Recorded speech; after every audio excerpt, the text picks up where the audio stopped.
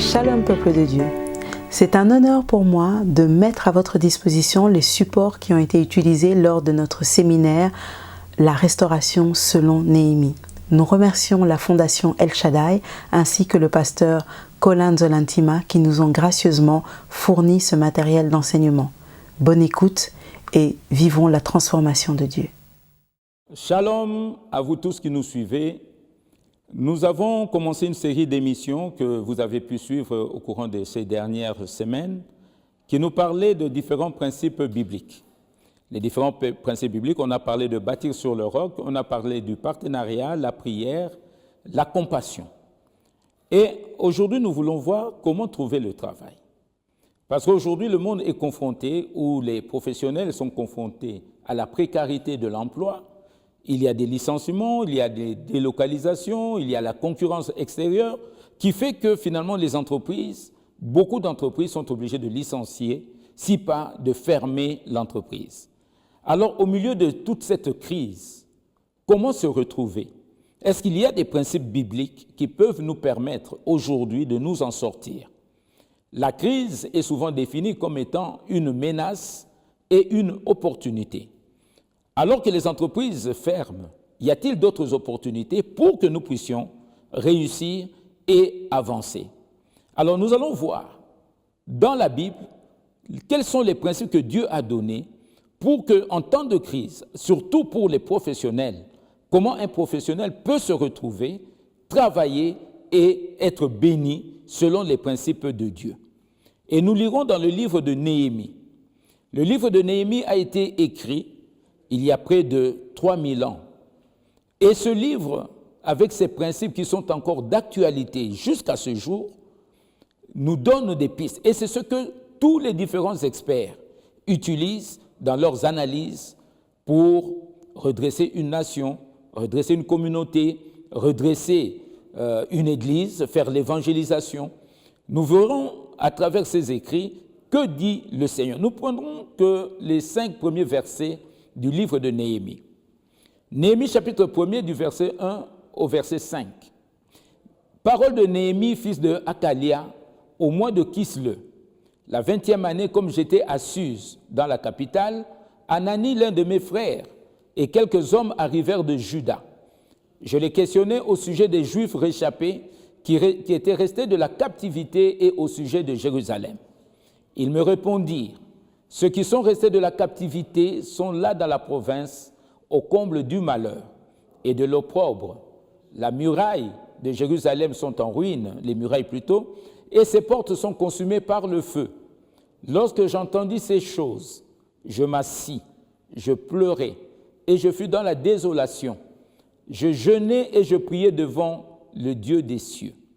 Et je dis: Ô Éternel, Dieu des cieux, Dieu grand et redoutable, toi qui gardes ton alliance et qui fais miséricorde à ceux qui t'aiment et qui observent tes commandements. Nous nous arrêtons seulement sur ce verset 5. Mais qu'est-ce que le Seigneur voudrait nous parler à travers ce passage? Nous nous rendons compte que Néhémie, lorsque vous lirez plus loin, il était échanson de roi, c'est-à-dire il avait le rang de premier ministre, l'intendant du roi. C'est lui qui devait goûter au vin du roi. Et il était dans un pays réel. Et le problème aussi était concret. Et nous réalisons aussi que le moral de la population qui était restée de la captivité était très bas. Comment relever ces gens? Comment relever ces pauvres qui sont là-bas? Et la préoccupation de Néhémie en tant qu'échanson, en tant que responsable, quand bien même il réussit dans un monde étranger, dans un pays étranger, sa préoccupation était la vie de ses frères. Que faire pour relever la vie de mes frères? Lorsqu'on parle des murailles, ça veut dire qu'il n'y avait plus la protection de Dieu. Et lorsqu'on parle des portes consumées par le feu, c'est-à-dire la gloire de l'Éternel était partie. À cette réponse, Néhémie se pose la question. Dieu est le Dieu tout-puissant. Il a fait des promesses. Il connaît l'histoire de son peuple. Comment se fait-il que la protection de Dieu ait pu abandonner son peuple pour que le peuple aille en captivité? Comment se fait-il que la gloire de Dieu a quitté son temple? Néhémie s'est assis. on s'assoit pour réfléchir. Il ne faut jamais prendre des décisions d'une manière épidermique, d'une manière agitée. Il faut toujours s'asseoir pour réfléchir, chercher quelles sont les causes de ce problème, plutôt que de s'agiter. Aujourd'hui, lorsqu'il y a des problèmes dans certaines entreprises, première solution, il faut licencier. Il faut recourir à l'endettement. Il y a toutes sortes de stratégies qui sont données, mais on ne s'assoit pas pour réfléchir, chercher les vraies causes. Et Néhémie, on dit, il a pleuré. Lorsqu'on a identifié les vrais problèmes, on a une vraie compassion. On pleure parce qu'on veut compatir avec les autres. Pas des larmes de crocodile. Et puis, il a jeûné. Jeûner veut simplement dire s'identifier à l'autre. Dans la vie, si vous n'avez pas traversé certains problèmes, vous ne pouvez pas comprendre ceux qui sont autour de vous, ceux qui souffrent. C'est ainsi que certains chefs d'entreprise décident facilement et à la légère du licenciement des milliers de personnes, quand bien même l'entreprise fait des bénéfices énormes, nous le voyons, suivant les différents rapports. Et les chefs partent avec des parachutes dorés, alors que les pauvres travailleurs peuvent encore continuer à travailler. Mais compte tenu de certaines contraintes, on préfère fermer l'entreprise. Et puis, après avoir jeûné, on prie. C'est quoi la prière? La prière, ce n'est pas seulement une litanie des mots. La prière, ce n'est pas seulement un rituel. Nous en avions parlé. Dans la prière, il y a toute une stratégie qu'il faut mettre en place. Si nous revenons dans le cas de Néhémie, dans ce passage, on parle du mois de Kislev et après on parle du mois de Nissan au chapitre 2. Pendant les 2 mois, là, c'est 4 mois entre Kislev et Nissan. Pendant 4 mois, Néhémie a élaboré toute une stratégie. Premièrement, il a cherché à savoir quels étaient les obstacles s'il rentrait à Jérusalem. Premier obstacle, c'était l'existence de Tobija et Sambala, qui ne voulaient pas le bien du peuple. Mais comment les rencontrer? Il fallait une autorisation royale pour qu'ils ne soient pas arrêtés. Il a mis en place sa stratégie. Deuxièmement, de quels matériaux j'aurais besoin pour construire? Il s'est renseigné. C'était le bois. Et où se trouvait le bois? N'oublions pas qu'à l'époque, Babylone s'étendait du Portugal jusqu'aux extrémités de la Chine. Donc, demandez du bois au roi. Il peut vous envoyer à la forêt indienne ou vers la Mongolie. Alors, comment les transporter jusqu'à Jérusalem? Donc, il fallait avoir une précision. La forêt royale qui est à Jérusalem, dont le gardien est Asaph. Et troisièmement, la planification. En combien de temps on va terminer le travail? Il s'est renseigné auprès des anciens et autres. Et puis, il fallait le tact. Comment parler au roi? Le roi vénérait les ancêtres. Donc, c'est ainsi que vous verrez quand vous lirez plus loin, Néhémie n'a pas parlé de Jérusalem. Il a dit la ville où mes pères sont enterrés, parce que le roi vénérait les ancêtres. C'est-à-dire le tact, c'est tenir compte de la susceptibilité, de la sensibilité de votre partenaire pour faire passer un message. Il ne s'agit pas de la flatterie. C'est une forme de sagesse, le tact. On ne s'attaque pas au chef. Un chef, on le contourne. Donc, nous comprenons que Néhémie a élaboré toute cette stratégie. Mais alors, pour nous aujourd'hui, quels sont ces principes que nous devons garder pour vous qui nous suivez? Il y a 5 principes dans ce passage, fondamentaux, que nous retrouvons partout. Lorsque vous voulez élaborer un rapport, vous passerez par ces 5 principes. Lorsque vous voulez faire un discours, une intervention, vous voulez chercher un travail, pas un emploi, un travail. Tout ce que vous voulez faire, vous passerez toujours par ces 5 principes. Vous êtes pasteur, vous voulez ouvrir une église quelque part, vous devez passer par ces 5 principes. Vous voulez créer une entreprise, vous passerez par ces 5 principes. Vous voulez avoir une promotion dans l'entreprise, vous devez passer par ces 5 principes. Alors, quels sont ces 5 principes? Premièrement, il faut toujours faire l'état des lieux. qu'est-ce qui se passe dans cet environnement? L'état des lieux, c'est la cartographie. Quelles sont les potentialités et quels sont aussi les obstacles? Vous devez faire un état des lieux du pays, de l'entreprise, de votre environnement. Vous devez toujours faire un état des lieux. Et à travers cet état des lieux, vous connaîtrez les potentialités du pays. Je me souviens, si je dois faire l'état des lieux, par exemple de notre pays, nous avons, rien qu'avec nos fleuves, rivières et autres, nous avons près de 700 000 tonnes de poissons annuels. 700 000 tonnes de poissons annuels. Et 700 000 tonnes, nous ne produisons que 100 000 tonnes.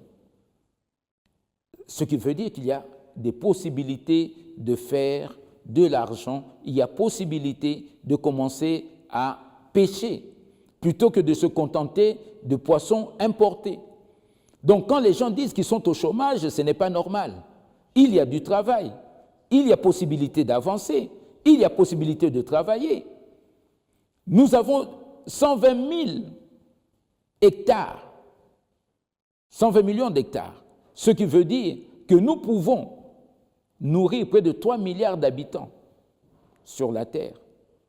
120 000 hectares arables. Donc, il n'y a aucune raison que les gens meurent de faim. Donc, c'est ça l'état des lieux.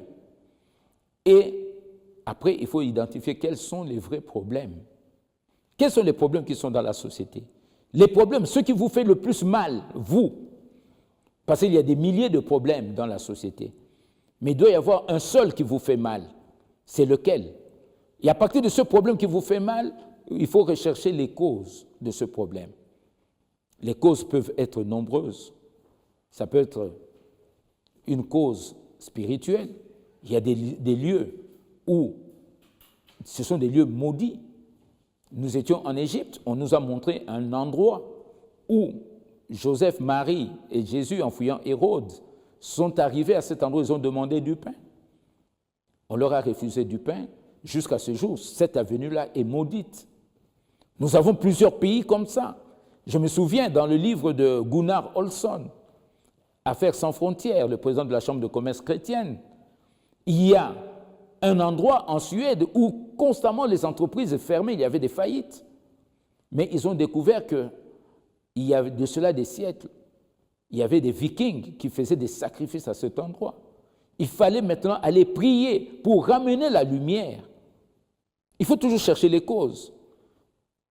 Les causes, ça peut être un problème de marketing, ça peut être un problème de formation, un problème d'éducation, un problème de fabrication. Et après avoir identifié les causes, quelles sont les pistes de solution? Dans les pistes de solution, il faut tout évoquer, les bonnes comme les mauvaises. Après avoir établi les différentes pistes de solution, peut-être c'est la repentance, peut-être il faut la reconstruction. Pour Néhémie, c'était la repentance et la reconstruction de la muraille.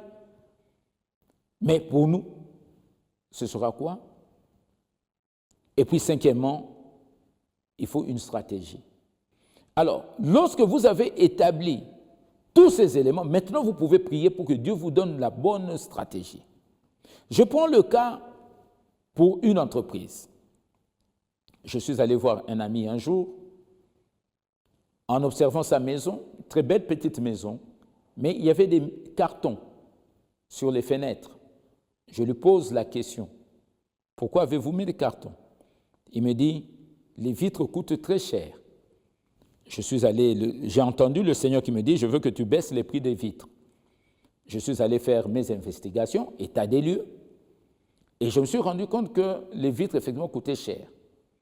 Je me suis renseigné au point de vue international, les vitres coûtaient, rendu mon chantier, moins de $10. Et j'ai commencé l'importation des vitres, et j'ai commencé à baisser les prix des vitres. En moins de 6 mois, j'ai pu ramener les vitres de $23,50 à $9. C'est ça, pour mettre les stratégies, il faut connaître. Qu'est-ce qui se passe dans votre environnement? Aujourd'hui, nous avons les différentes directives internationales, des accords par-ci par-là. Oui, ça fait partie des contraintes. Il faut faire l'état des lieux. Aujourd'hui, vous ne pouvez pas créer une entreprise sans tenir compte des différentes conventions internationales au niveau de votre pays, des contraintes professionnelles en cas d'embauche. Qu'est-ce qu'il faut faire? Mais lorsque vous avez identifié ça, maintenant, quelles sont aussi les opportunités? Il y a des opportunités. Et ce n'est qu'après, maintenant, que vous pouvez mettre en place votre propre stratégie. Comment créer un produit qui puisse satisfaire aux attentes de la population ou de la communauté? Parce qu'on ne crée pas une entreprise pour vendre les désirs, pour satisfaire les désirs. On crée une entreprise pour résoudre les besoins de la communauté. On crée une entreprise non pas pour gagner de l'argent, parce qu'il y a un problème dans la société qui vous a fait mal et vous voulez les résoudre. Et vous apportez votre apport. Et c'est là où on peut créer le travail. Vous cherchez un travail quelque part, parce que vous cherchez à être embauché. Mais la première question, souvent les gens écrivent « j'ai l'honneur de venir auprès de votre bienveillance, solliciter, blablabla ». Mais dans les principes bibliques, si nous reprenons Néhémie, et d'ailleurs c'est ce que beaucoup d'entreprises recherchent aujourd'hui, qu'est-ce que vous connaissez de l'entreprise? Vous entrez sur Internet. Quel est l'historique de la société? Quel est le discours du directeur général? Quel est son background? Il vient d'où? Comment il a commencé à travailler? Quel est son leitmotiv? Quel est son slogan préférentiel? Où a-t-il été? Comment a-t-il travaillé? Vous devez réunir toutes ces informations. Quels sont les objectifs de la société?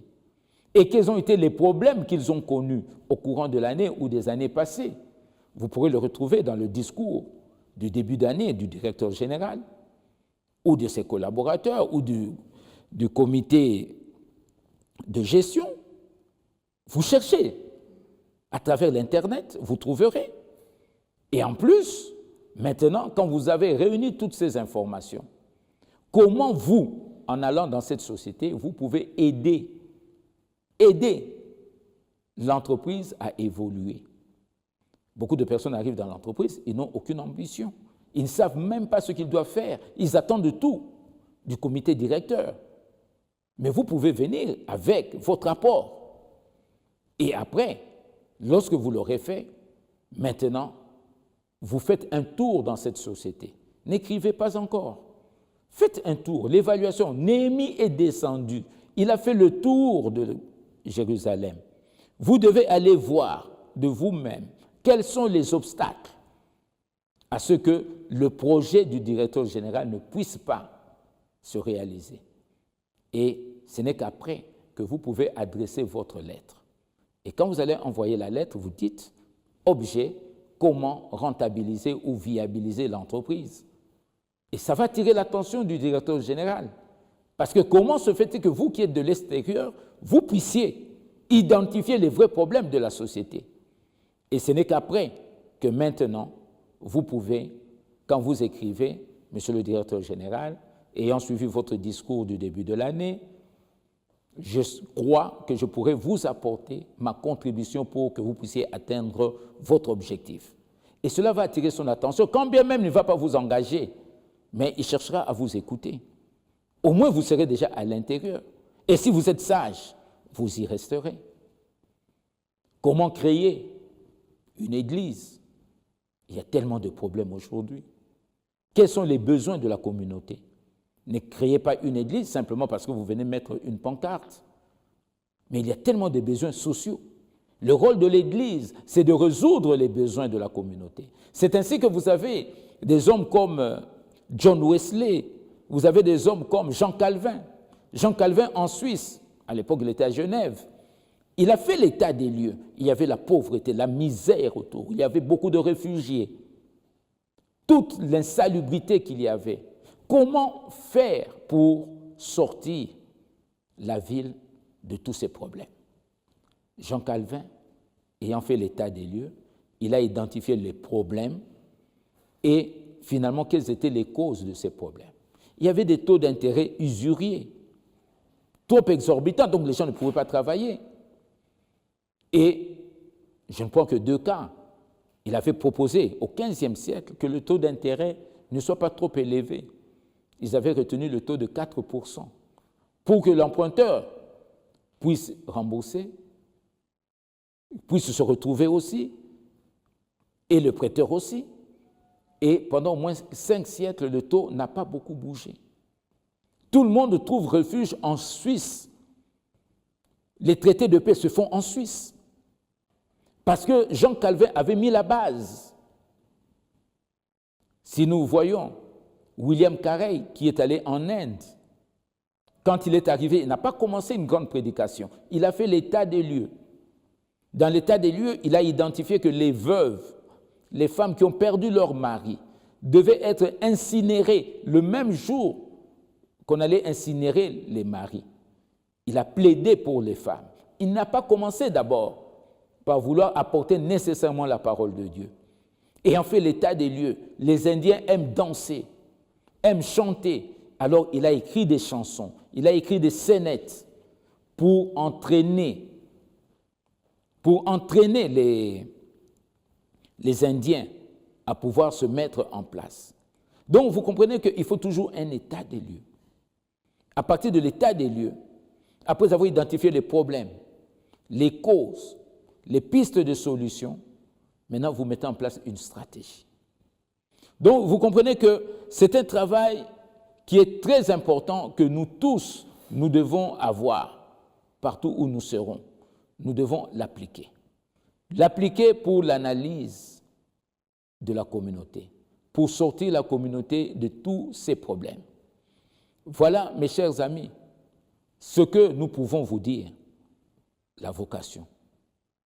Et vous découvrirez votre vocation lorsque vous appliquez ces 5 principes.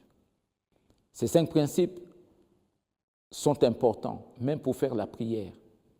On ne prie pas en l'air. Il faut identifier, il faut faire l'état des lieux. Quelle est la situation dans votre pays? Quels sont les vrais problèmes?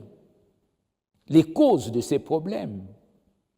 Et puis, quelles sont les différentes pistes de solution? Et maintenant, vous pouvez vous présenter devant le Seigneur dans la prière pour qu'il vous donne des stratégies pour résoudre les problèmes. Je reprends encore lorsque nous avons pris des enfants qui ne savaient ni lire ni écrire. Et dans tous ces quartiers, les gens s'en foutaient, laissaient les enfants dans la rue. Et on fait l'état des lieux. On s'est rendu compte qu'il y aura beaucoup de cas de banditisme, de vol, de prostitution pour les jeunes filles. Et comprenant que le vrai problème, c'était le problème financier. Et nous avons créé des écoles gratuites où nous avons récupéré tous ces enfants qui venaient étudier gratuitement. Et je vous assure, il y a beaucoup de parents qui sont rentrés à la maison parce qu'on avait identifié qu'il y a des parents qui restaient dans la rue en train de boire. Et on a mis en place toute une stratégie pour que les parents commencent eux-mêmes à se promener avec leurs enfants, à parler avec les enfants, à faire des devoirs avec les enfants. Les parents qui ne savaient ni lire ni écrire, qui étaient analphabètes, nous avons mis en place toute une stratégie pour que les parents apprennent à lire et à écrire en 3 mois. Cela a ramené beaucoup de parents à la crainte de Dieu. Mes frères, aujourd'hui, il y a tellement de problèmes à travers le monde. C'est difficile qu'on puisse résoudre ces problèmes. Chaque année, vous avez les vœux de Nouvel An dans toutes les nations. Ce sont des vœux, des souhaits, mais malheureusement, la situation ne fait que s'empirer. Simplement parce que dans toutes les nations, on écarte Dieu. On ne veut pas la solution de Dieu. On ne veut pas faire l'état des lieux, d'où nous sommes venus et là où nous sommes. Qu'est-ce que nous avons abandonné de Dieu? Tout cela, nous ne voulons pas y réfléchir. Nous prenons des lois qui vont à l'encontre des lois de Dieu. La Bible dit, si l'Éternel ne bâtit la maison, en vain les bâtisseurs bâtissent. Quelle que soit la sagesse que nous pouvons amener, les philosophies que nous pouvons amener, nous ne résolverons jamais les problèmes dans lesquels nous nous trouvons. D'ailleurs, depuis 2008, depuis que la crise financière a commencé, toutes les nations sont en faillite. On nous annonce quelquefois des taux de croissance de 3%, mais à la fin de l'année, on est obligé de revisiter ces taux. On se retrouve à 1%, 0,3%. En même temps, l'endettement ne fait qu'augmenter. On croit que la solution réside dans l'emprunt. Mais si c'était le cas, comment se fait-il que des grands pays, les États-Unis, plus de 33 000 milliards de dollars d'endettement, la France, plus de 2 000 milliards, sans compter tous les autres pays, tous les pays sont endettés. Où se trouve le levier financier qui devait booster tous ces pays, qui devait booster les entreprises, les grandes entreprises de grande renommée, sont également en faillite? Simplement, nous avons oublié de faire l'état des lieux, parce que la cause de nos problèmes, c'est l'égoïsme, la cupidité et l'avidité. Aussi longtemps que nous ne ferons pas une repentance, revenir sur les principes de Dieu, nous ne pourrons pas évoluer, nous ne pourrons pas aller loin. Nous voulons vous encourager, vous qui nous suivez. Lorsque vous cherchez un travail, ne le cherchez pas simplement parce que vous devez gagner de l'argent. Qu'est-ce que vous pouvez apporter dans la communauté? Qu'est-ce que vous pouvez apporter pour résoudre les problèmes autour de vous? Il y a tellement d'opportunités aujourd'hui. Mais malheureusement, même notre système éducatif nous apprend, à part peut-être dans certains pays anglo-saxons, mais on nous apprend constamment à chercher un papa. Aujourd'hui, c'est l'État qui est notre papa. Moindre problème, tout le monde veut se référer à l'État. Même dans les pays anglo-saxons, c'est l'État qui pourvoit. Les systèmes bancaires est financé pratiquement par la planche à billets. Les entreprises n'arrivent plus à émettre des fonds. Les entreprises n'arrivent plus à générer des bénéfices. Les entreprises sont pratiquement coincées. La faillite est devant nous. Il y a des entreprises, des pays qui pratiquent le dumping. Il y a des pays pour lesquels le taux monétaire est pratiquement sous-évalué. Et nous voyons qu'à cause de cela, il y a tout ce conflit entre les différents pays. Vous avez la guerre commerciale entre l'Europe et les États-Unis. D'ailleurs, avec l'arrivée de Trump, il veut fermer les frontières. Mais là aussi, il y a une opportunité. Il faut chercher une opportunité. Il n'y a pas que la menace. Mes chers frères, les principes bibliques, vous ne devez pas les oublier. Nous devons marcher dans la crainte de Dieu. Et si vous appliquez ces principes, vous trouverez toujours du travail. Un travail, c'est l'adoration. C'est ce qu'on fait avec plaisir, avec joie, pour satisfaire ses frères, ses sœurs. Un travail, on le fait vraiment d'une manière désintéressée. Et Dieu bénit toujours un travail. Le travail est toujours béni, pas un emploi. Un emploi, c'est juste un job. Un travail qu'on fait juste pour gagner de l'argent. Mais un travail, adoration, on le fait avec joie parce qu'on veut faire plaisir aux autres. Et c'est là où Dieu bénit. C'est ainsi que vous trouverez toujours du travail si réellement vous travaillez avec compassion, parce que vous voulez aider les autres et Dieu va vous bénir. Voilà, chers amis, comment trouver sa vocation. Pratiquez les 5 principes. Premièrement, faire l'état des lieux de votre propre situation. Deuxièmement, quels sont les problèmes auxquels vous êtes confrontés. Troisièmement, quelles sont les causes de ces problèmes. Et quatrièmement, cherchez les pistes de solutions, comment vous en sortir. Et cinquièmement, quelle est la stratégie. Et dans la stratégie, on trouve la solution la moins chère et la plus économique pour tout le monde. Que Dieu vous bénisse et vous avez toutes les coordonnées. Envoyez-nous vos emails ou vos messages. Nous allons vous y répondre. Que la paix de Dieu soit dans vos maisons. Shalom.